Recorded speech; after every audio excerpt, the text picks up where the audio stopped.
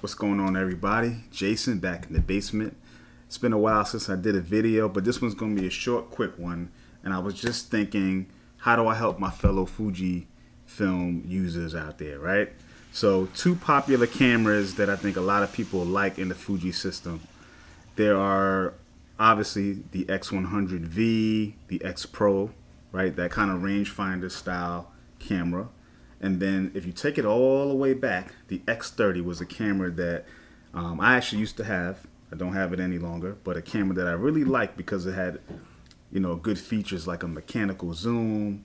It had a tilt screen, a viewfinder for a compact camera at the time. The only downside was that it had a really small sensor. And so there was compromises when it came to usability with that camera. But other than that, it was great, and I think you can still get some good mileage out of it. I like small sensor cameras because you can get good macro out of it. But ultimately, I did move on from it. Regrettably, I might pick it up again, but stay tuned for that. But here's a solution that I came up with.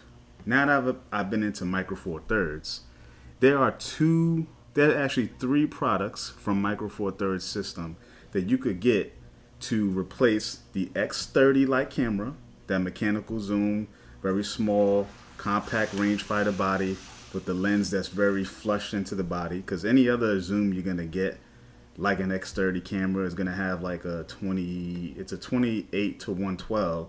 So if you get that in any camera system, for most, it's gonna be protruding from the body and be a little bit bigger, right? So you got that. And then obviously what I said is the X Pro and the X100V in particular, or X100 line, where it's a small rangefinder fixed lens, 35mm equivalent with a fast aperture. So here's what I got. Check this out. You're probably like, what is this? So let me explain. So first off, you got the Panasonic GX85. This is the camera. Right, so this is the body, rangefinder, tilt screen, image stabilization, right? Built-in viewfinder, Micro Four Thirds sensor, which is fairly large, and then I have this 12 to 32 pancake lens. Now you're asking, how does that equate to, say, the X30? Here's why. The X30 was about this size of a camera, and it had a mechanical zoom, which this is, right? This is a mechanical zoom. It's a 12 to 32, which is equivalent to 24 to 64, right? So 2 times crop on a Micro Four Thirds sensor, right?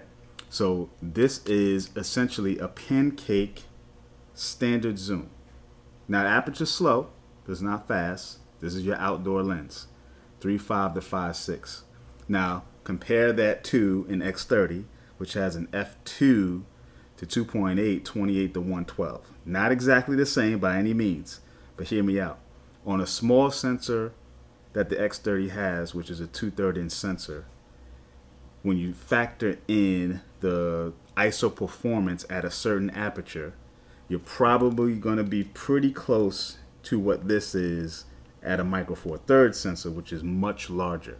So although the lens is slower, if you compare the ISO performance from that camera to this camera, it's going to be similar. The grain at 3200 is going to probably be the same at 16 to 800 on the X30 because the sensor is so much smaller, although it's gathering more light, right? It's an older camera, it's a smaller sensor. When you dial those things up, you're getting similar ISO performance. So, because I had it, so I know, right? I had the X30 and I used it.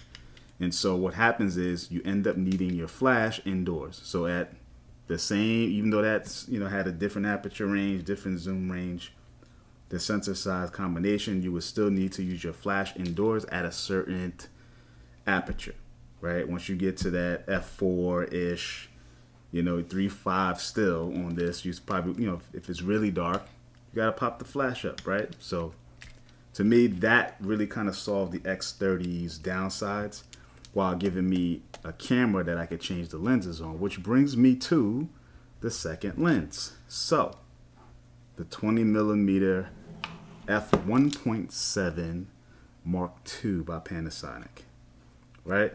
Pancake lens, 40mm equivalent, 1.7 aperture. Now, you slap this baby on a GX85, and now you go from your X30 like camera or equivalency, you know, to your X100V. Again, not exactly the same, but a rangefinder body, a fixed prime lens, fast aperture. Best of all worlds in 2 lenses and 1 body, right? Viewfinder, and even some things you're one-upped on, right? On the X100V. Image stabilization built into this GX85 Micro Four Thirds system. Downside is 16 megapixels. Okay, so what? On the street, who cares? Another thing is you got 1.7 aperture versus f2 for the X100V. So that's a one-up. This is a 40mm equivalent, not a 35. Depending on what kind of person you are, it's really sitting in between that 35 to 50. I'm a 35 kind of guy. I don't like 50 on the street. 50 to me starts your portrait ranges. 40 is about the limit for me. This is the limit for me on the street, right here. 50, I don't really like it. It can be done, you know, if you have room outdoors, but once you get into tight spaces inside, you know, even 40 for me can be a little tight. So I usually carry something wider, which this will be, right? 1232, so this gives me 24 to 64.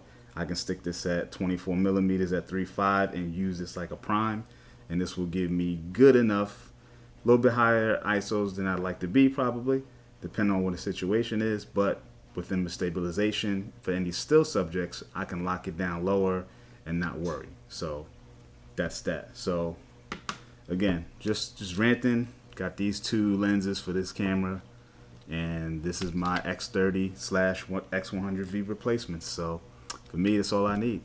All right. So if you got this camera or you're thinking about those cameras and you got questions, let me know what you got. All right. Peace.